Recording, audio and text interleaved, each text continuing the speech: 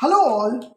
The basis of all this linear regression model which we have talked in the previous video is our linear algebra model y is equal to mx plus c. We know that y is equal to mx plus c is a linear algebra model where x is called a variable which is extracted by giving y is a variable which is extracted by giving x as a input, and then we have m which is called a slope. Okay, and this is called a slope, and c is called intercept.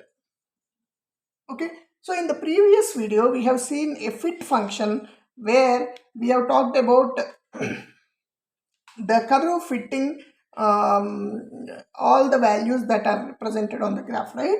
So the curve was like this, x and y, and then there was a linear curve that is represented. Now if you see y is equal to mx plus c, basically the curve could be like this, where the intercept is here and then the slope of this curve is m. Okay, and this is x and this is y. Now for example, what happens in a linear regression model is if you give a particular input x. So in the previous video we have seen projects versus defects, right? So we have given 75 and we have derived the approximate defects value out of 75 projects.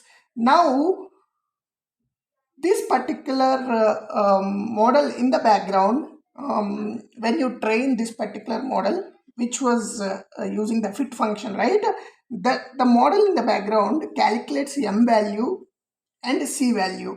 So when this m is known, c is known to this model, and you give the x value, the y is output. So this is how a linear regression model works in the background.